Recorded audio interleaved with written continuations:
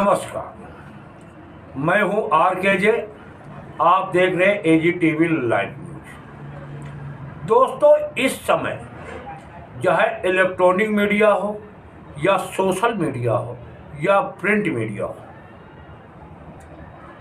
लगातार आपको इलेक्शन 2024 लोकसभा की खबरें दिखा रहा है, चर्चा कर रहा है और कैसे किसकी सरकार बनेगी, इस पे लगातार चर्चाएं जारी है। दोस्तों, जिस इंडिया गठबंधन की अब तक सत्ता पक्ष कहूँ या एनडीए गठबंधन उन पे कटाक्ष कर रहा था कि इनकी सीट शेयरिंग कैसे होगी, कैसे ये गठबंधन एक करेंगे, क्योंकि नीतीश कुमार जो इसके संयोजक बनना चाह रहे थे, जिन्होंने शुरुआत किया, वो पाला बदल दिए, पलटी मार दिए और लगातार जो है ना लगातार इसकी चर्चा लगातार चल रही थी दोस्तों। लेकिन वही इंडिया गठबंधन आज देखो कितना आगे निकल गया है। जगह जगह सीट शेयरिंग आराम से हो जा रही है। दिल्ली को ले लो, जहां 7 सीटें लोकसभा की आती हैं, वहां पे 3 सीट कांग्रेस, 4 सीट आम आदमी। पश्चिम बंगाल का ले लो, जहां ममता बनर्जी जिस समय सीएम है, वहां देखिए 5 सीट कांग्रेस को और बाकी सीटें पे ममता अपना प्रत्याशी उतारेगी। इसी तरह पंजाब में और इसी तरह यूपी में अनेक प्रदेशों में सीट शेयरिंग का मामला आसानी से किस तरह से इंडिया गठबंधन बाजी मारता हुआ नजर आ रहा है। वहीं बीजेपी में ही यह बगावत के सुर निकल आते हैं। बीजेपी के नेता ही एक दूसरे पे कटाक्ष करते नजर आते हैं। दोस्तों, अभी देखा राहुल गांधी की भारत जोड़ो न्याय यात्रा,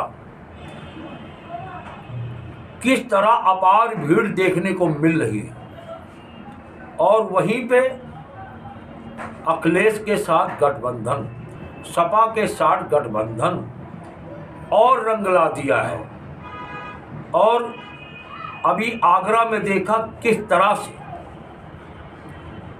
भीड़ बेकाबू थी राहुल गांधी और अखिलेश यादव को सुनने के लिए, और वहीं पर मायूसी इंडिया गठबंधन में साफ साफ दिखाई देती है। दोस्तों, वॉशिंग मशीन, बीजेपी की जो वॉशिंग मशीन है नरेंद्र मोदी की, उसमें कितना भी बड़ा घोटाला करके चले जाओ, उसमें शामिल हो जाओ, तो आपका घोटाला भी आपके साथ धुल जाता है। ना आपके यहाँ ईडी, ना CBI, ना कोई और विभाग पूछताछ से दूर आपसे दूरी बनाता हुआ नजर आता है। अगर आप सत्ता पक्ष में नहीं गए, आप कहीं और हैं, तो आपके ऊपर ईडी CBI का छापा पड़ना तो ये तो तय ही है। अब जनता भी जागरूक होती जा रही है। ऐसे छापे क्यों पड़े हैं? सत्ता पक्ष में क्या घोटालेबाज नहीं है? उन पे क्यों हाथ नहीं मारा जाता? उनको क्यों नहीं हिरासत में लिया जाता? उनसे पूछताछ क्यों नहीं होती? पूछताछ के बाद उन पे कार्रवाई क्यों नहीं होती? क्या सिर्फ विपक्ष पर ही कार्रवाई हो रही है? देखिए, धीरे धीरे जनता जागरूक होती जा रही दोस्तों। और कल जो है आगरा में जिस तरह जनसमूह देखने को मिला, उससे साफ लगता है कि आने वाला समय इंडिया गठबंधन के लिए कुछ अच्छा होने वाला है। अगर दोस्तों जिस समय ईवीएम की लड़ाई चल रही है, ईवीएम रहती है, तो जो है विपक्ष कितनी भी कोशिश कर ले, कितना भी रैली सभा जनता के बीच में जाए, ज़्यादा फर्क पड़ने वाला नहीं है। क्योंकि जनता भी कहती है, जहाँ भी AGTV लाइव की टीम जाती है, जनता से बात करती है, वहाँ यही सुनने को मिलता है, जब तक ईवीएम है तब तक मोदी।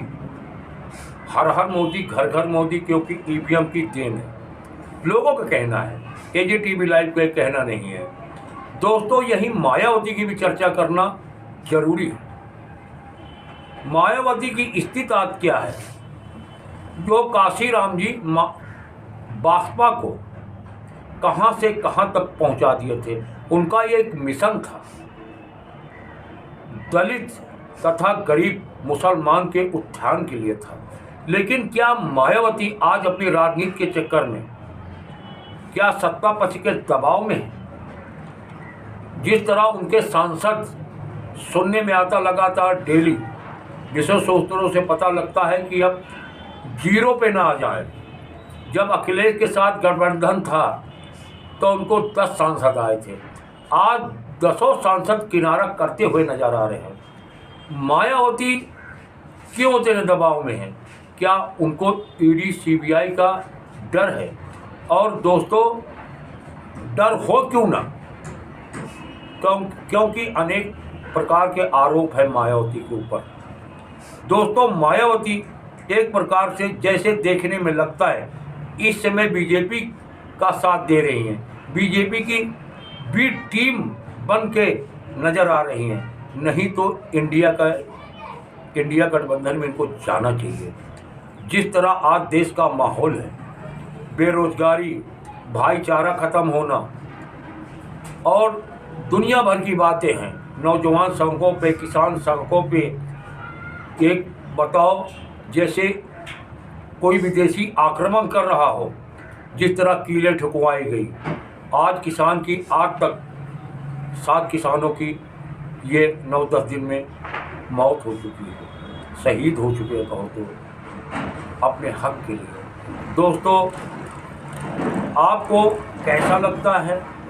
आने वाला समय कैसा होगा? आपके मन में क्या है? कमेंट के माध्यम से ज़रूर सूचित करें। दोस्तों, चैनल को लाइक करें, शेयर करें, सब्सक्राइब करना ना भूलें, जिससे कि हर सच्ची खबर एजीटीवी लाइव दिखाने में सक्षम रहे।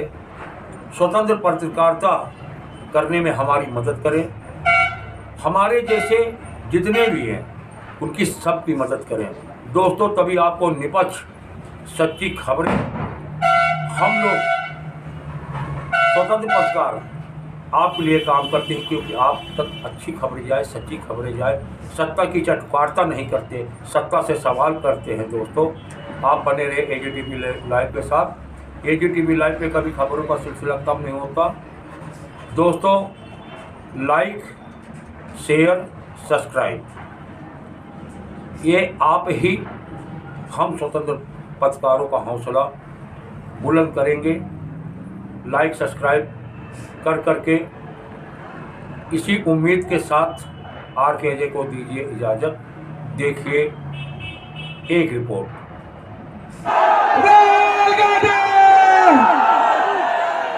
धन्यवाद अखिलेश जी। अखिलेश जी, प्रियंका, कांग्रेस पार्टी के अजय राय जी, हमारे सब सीनियर नेता, समाजवादी पार्टी के सीनियर नेता, हमारे कार्यकर्ता, समाजवादी पार्टी के कार्यकर्ता, हमारे मित्रों, आप सबका मैं यहाँ दिल से बहुत बहुत स्वागत करता हूँ। 1 साल हुए हमने भारत जोड़ो यात्रा कन्याकुमारी से कश्मीर तक 4000 किलोमीटर चली।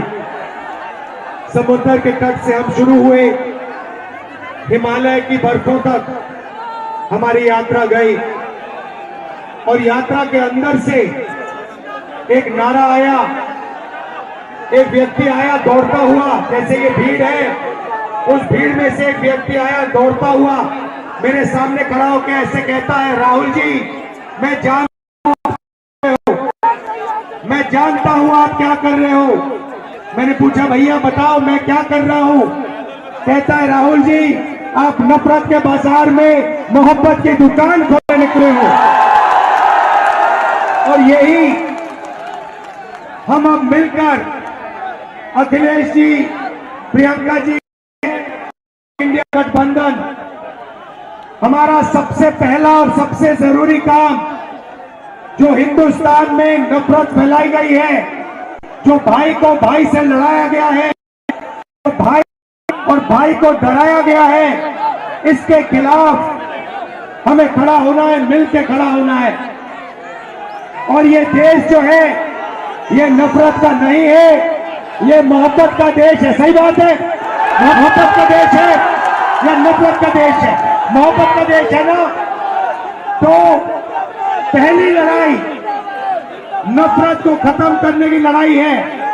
मैं आपसे पूछता हूं, नफरत को नफरत से काटा जाता है? नहीं, नफरत को सिर्फ मोहब्बत काट सकती है। सही बात। नफरत को किस चीज से काटा जाता है? सुना नहीं मैंने? ये मोहब्बत से काटा जाता है, और हम इनकी नफरत को मोहब्बत से मिटाएंगे। अब यात्रा पे जब मैं चल रहा था, लोगों ने मुझसे कहा कि राहुल जी, आप 4000 किलोमीटर चल रहे हो, को मिटाने की कोशिश कर रहे हो। मैं उनसे पूछता था, भैया आप मुझे बताओ इस नफरत का कारण क्या है? मुझे कहते थे, राहुल जी, इस नफरत का सबसे बड़ा कारण है कि हिंदुस्तान में अन्याय फैल रहा है। गरीबों को अन्याय, किसानों के खिलाफ अन्याय, मजदूरों के खिलाफ अन्याय, महिलाओं के खिलाफ अन्याय। अगर आप गरीब हो, आपके साथ 24 घंटा इस देश में अन्याय होगा। तो नफरत का कारण अन्याय है, और इसीलिए हमने भारत जोड़ो यात्रा में अन्याय शब्द जोड़ दिया है। अब यहां भीड़ से मैं पूछना चाहता हूं, इस देश में पिछड़े वर्ग के कितने लोग हैं? 50%। 50%। इस देश में दलित वर्ग के कितने लोग हैं? 15%। इस देश में माइनॉरिटी सारी की सारी मिला दो, मुसलमान, सिख, ईसाई कितने, जैन कितने हैं? 15%। 50 और 15 कितना हुआ? 65 और 15 कितना हुआ? उसमें 8% आदिवासी जोड़ दो, कितना हुआ? कितना हुआ? 88। हिंदुस्तान की सबसे बड़ी कंपनियों की लिस्ट निकालो, उनके मालिकों की लिस्ट निकालो, और आपको दिखेगा कि 88% में से एक मालिक नहीं है आपका। आप फिर सीनियर कंपनी की मैनेजमेंट की लिस्ट निकालो, उसमें दिखेगा 88% से एक सीनियर मैनेजमेंट में आपका नहीं है। फिर मीडिया में जाओ, मीडिया की कंपनी के मालिकों की लिस्ट निकालो, 80% का एक भी मीडिया का मालिक नहीं, एक भी मीडिया में मालिक नहीं। मीडिया के बड़े बड़े पत्रकारों की लिस्ट निकालो, 88% का एक वहां पे नहीं मिलेगा। प्राइवेट अस्पतालों की लिस्ट निकालो, वहां नहीं मिलेगा। प्राइवेट कॉलेज यूनिवर्सिटी की लिस्ट निकालो, वहां नहीं मिलेगा। तो आप लोग हो कहां? आपके लोग हैं कहां? मैं बताता हूं। आपके लोग मनरेगा की लिस्ट में होंगे, आपके लोग कॉन्ट्रैक्ट लेबर की लिस्ट में होंगे, आपके लोग मजदूरी करते हैं। यही हमें बदलना है, यही न्याय, सामाजिक न्याय का मतलब है। भाई और बहनों, हिंदुस्तान के बजट को 90 लोग बांटते हैं, सबसे बड़े आईएएस अफसर। मैंने इनकी लिस्ट निकाली, 90 में से 3 पिछड़े वर्ग के हैं, 3 दलित वर्ग के हैं, 1 आदिवासी वर्ग का है। और अगर 100 रुपए बजट में खर्च होता है, तो आप सब लोग मिलाकर 6-7% बजट की भागीदारी रखते हो। तो सच्चाई है कि हिंदुस्तान में लंबे लंबे भाषण चलते हैं, मगर जो गरीब लोग हैं, पिछड़े लोग हैं, दलित हैं, माइनॉरिटी के लोग हैं, आदिवासी लोग हैं, उनकी इस देश में भागीदारी है ही नहीं। और यही इंडिया गठबंधन का लक्ष्य है। हम सामाजिक न्याय के लिए लड़ रहे हैं, आर्थिक न्याय के लिए लड़ रहे हैं, किसानों के लिए लड़ रहे हैं। किसानों को सिर्फ एक चीज चाहिए, उन्होंने कहा है कि हमें लीगल एमएसपी दे दीजिए। नरेंद्र सरकार कहती है कि हम आपको लीगल एमएसपी नहीं देंगे, लीगल एमएसपी आपको नहीं मिलेगी। इंडिया गठबंधन ने, कांग्रेस पार्टी ने कहा है जैसे ही हमारी सरकार आई हिंदुस्तान के किसानों को हम लीगल एमएसपी दिलवा देंगे, 1 मिनट नहीं लगेगा। तो ये न्याय की लड़ाई है, मोहब्बत की दुकान खोलनी है। और मैं अखिलेश जी को, समाजवादी पार्टी के सब कार्यकर्ताओं को, लीडर्स को, कांग्रेस पार्टी के कार्यकर्ताओं को सबको बधाई देता हूं। अब हम मिलकर लड़ रहे हैं और यहां हमारी जीत होगी। जय हिंद, नमस्कार।